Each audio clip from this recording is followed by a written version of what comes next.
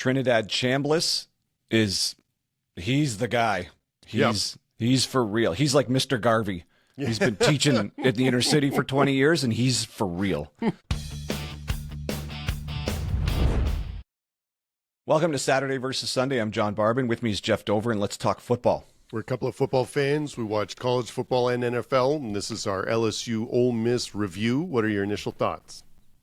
Trinidad Chambliss he's the guy.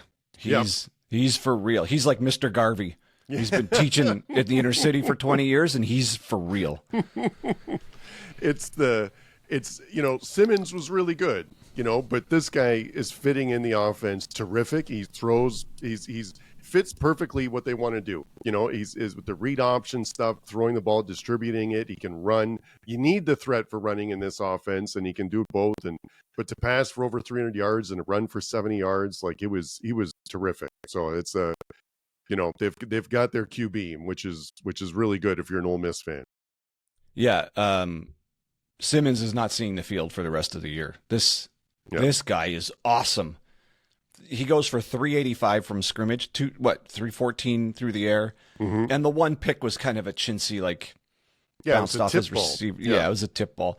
Yeah, it hit the receiver first, and then it got tipped up. So not like the Nussmeier pick, which was really bad.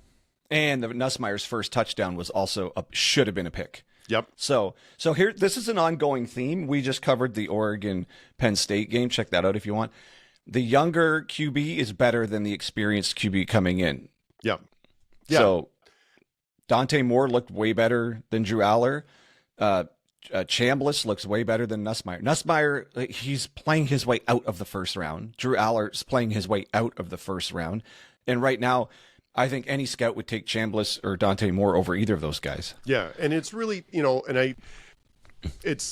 I feel like the main problem here was LSU couldn't run the ball, and we've talked before, this is one of the main football tenets, is that you have to be balanced. You can't just be one-dimensional because that makes it way easier for the defense to stop it.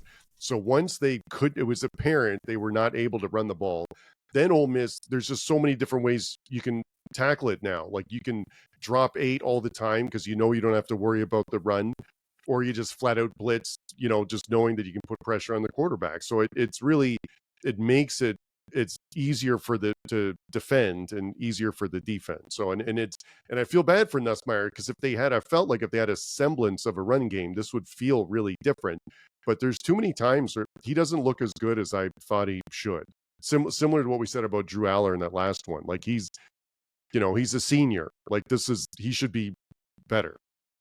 I guess I had high expectations for him, but it's yeah, everyone. I mean, and this is the BS of preseason ranking. Clemson's a fraud. Yeah, I think we can say, I know it's one loss, but I think LSU's a fraud. Their offense sucks, and Brian Kelly, that pussy with his thin skin.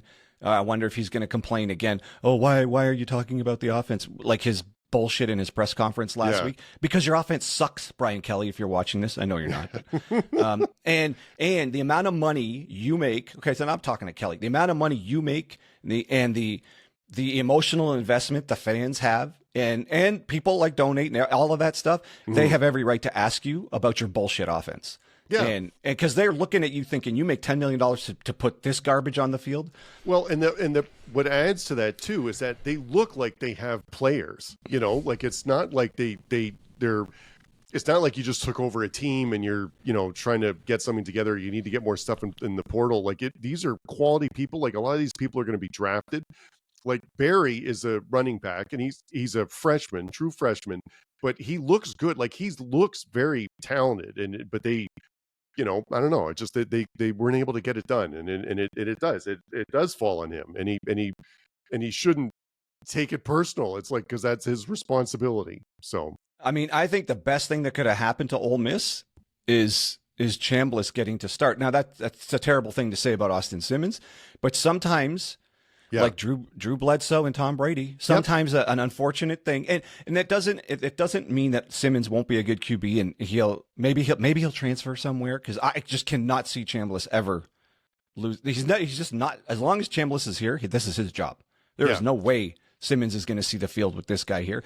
But does Ole Miss look like who's going to beat them in the SEC? I'd put them. They are at the top of the SEC, and I don't see why you would think anyone's better than them right now. They've got dudes all over the field, and this quarterback, God damn it! I know coming into the SEC season, there was a little bit of like, well, a bunch of new starting quarterbacks. How's Ty Simpson going to do? How's Gunnar Stockton going to do? Now we thought it was going to be Simmons. Now it's even a different guy, Chambliss. So there was question marks all over the place.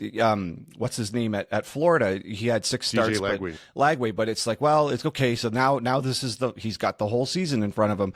It was just kind of question marks a lot across, like Prebula at Mizzou, and to me, the two that have completely at Ohio State. No, but I'm just going to dwell in the SEC for a moment here. And so the ones that to me have elevated to that look like the best in the league right now are Chambliss and Prebula right now. And I'll spread a little blame too. We're going hard on Kelly, but also whoever the defensive coordinator is, because Ole Miss was 8 for 16 on third downs. And so that's when you're converting 50% to, that's a lot of, that's execution on the offense and what they're trying to, get done. But that has to fall on the defense a little bit too, is like just not being able to get off the field. So that's a problem. And that, and Ole Miss was doing LSU favors because they had 14 penalties for over 100 yards. So this actually could have been way more than a 5-point game. Like this could have been Ole Miss in a rout, really. Yes, it could have been. And on top, okay, so on that note, and that's what I was about to get to, 8 minutes left in the second, 8 minutes in the second quarter, AJ Halsey forces a fumble on Ole Miss. The guy, it's like a 50-yard pass, and he's like on the 3-yard line, and Halsey just punches it out. It's not one of those ones where it's a lucky turnover. He 100% forced the fumble, and then Weeks recovered it in the end zone. So that could have been a touchdown right there too. Yep. So, and like we said, Nussmeier's first touchdown was a ricochet off of a defender. Just, he had it. He was right in his hands, bounced off of him, and then bounced off maybe another defender, and then the other LSU player, not even the intended receiver, caught it, right, on a ricochet. So it's, this could have been, in this case, the score is closer than it was. I think Ole Miss was more or less in control of this game. And across the field, they're just better. They're better on offense, better on defense. Just everywhere you look, they were just better at quarterback, better at skill position. Maybe the stud linebacker, notwithstanding Perkins. I mean, he might be the best player, one of the best players in the whole country. But in general, I think just Ole Miss was just the better team everywhere you looked, and everything other than the final score, like the box score, reflected it. But you're right. I think this could have been a 2 or a 3-score game even. Yeah, and LSU, the defense was good. But they didn't have a sack, and that's another credit to Chambliss, right? Because he played really well.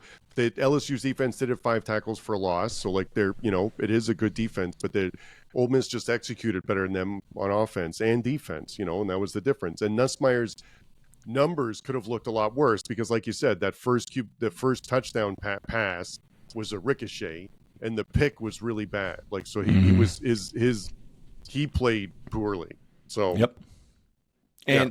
And I mean, LSU, okay, so the box score really quickly, Ole Miss had 28 first downs to LSU's 16. They had 484 yards to LSU's 256. They had 170 yards to LSU's 59 rushing.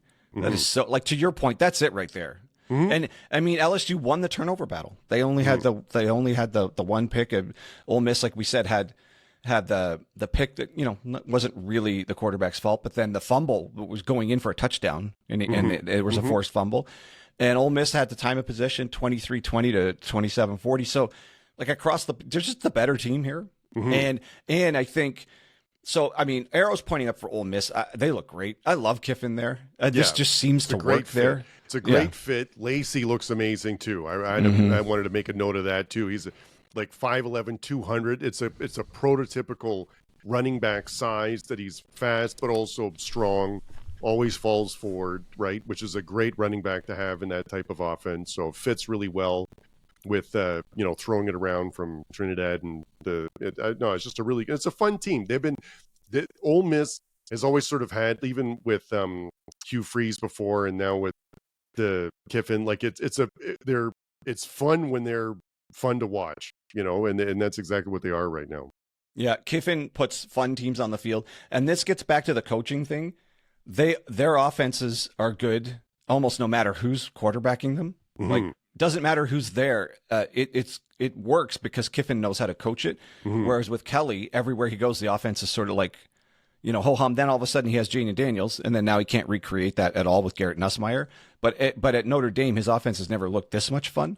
Yeah. So ironically, he seems to have a defense now with no offense. So somehow he just can't put it all together in one spot.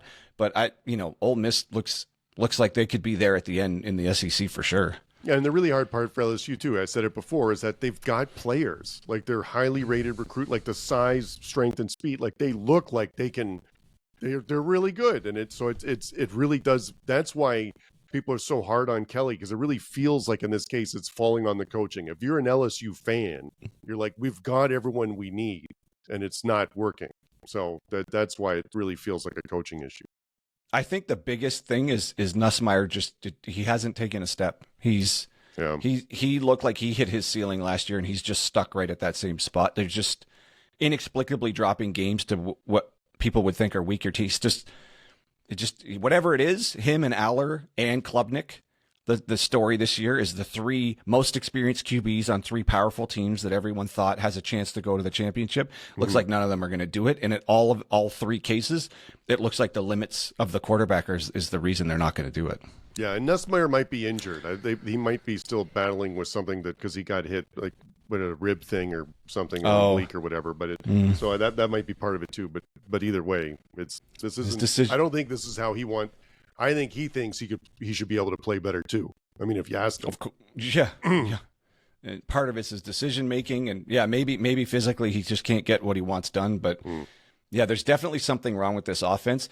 Last note on that is the win against Florida and the win against Clemson don't look that good anymore. Yep. Because those Florida and Clemson are just not good, and kind of everyone beats them. So what at the time looked like big wins for LSU. I mean, okay, USF beat Florida, Miami beat Florida, like kind of everyone beats Florida. And then Clemson, whatever, Georgia Tech beat them, Syracuse beat, like it's okay. So you're just one of the many teams that are going to beat those teams. So these preseason rankings are a little bit fraudulent. Like and we know that preseason rankings don't really mean anything, but LSU's not going to stay ranked like this for long. Well, in LSU's next games, they've got South Carolina at Vandy, Texas A&M at Bama. So like that could go 0-4. It's not out of the question, or 1-3. You know what I mean? So that's and you would have never said that before, but Vandy's good. Yeah, Vandy's and good. South Carolina, like that's not gonna, Yeah, I mean, in those games, I mean, Ty Simpson looks great too. I don't even know if they have the QB advantage, except for maybe A&M there. Right. Yeah. So, anyways, arrows pointing up for Ole Miss. Arrows are, I don't know, sort of shaky sideways for LSU. I mean, they're still 4-1. They can still win the conference. They can still make the playoffs. Everything's still in front of them, but the cracks in the armor are kind of really showing now. And I think this is it. This is all this offense has. Yeah. So unless they're going to be winning 13-10, 17-14, the offense is just not going to put up enough points for them to outscore anyone. Yeah, they should be better. Should be better. And Trinidad Chambliss, holy smokes. Oh, that's the other note about Chambliss. I don't know if it comes down to just really, really knowing what you're doing, but transferring from Division II obviously can work. Doesn't mean it's always gonna, but was he just tearing people apart in Division II? Like, my good, look how good he is here in the SEC. Yeah. I mean, he must have been destroying people. Yeah. It makes me think of wasn't it Ahmed, the running back for Mizzou? Wasn't that the same? Yeah, he was just like Louisiana Monroe or something, right? Or the Lafayette. Well, whatever maybe? It was. I mean, this was Division II, Ferris State, I guess. Yeah. Unless he grew a foot in the last couple of years. Like, oh my God, this guy. Jesus Christ, is he good? Yeah, all right, well, I think that's a good place to leave this one. Yep. If you're still with us, we appreciate you checking out the video. We know our channel is really small, so we really appreciate the support. And if you do want to support us, a like would really help, and a subscription. If you want to subscribe, that would help too. And or maybe share the video with someone you think might like it. All right, so for Jeff Dover, I'm John Barbin, and that's your Saturday versus Sunday podcast. All right.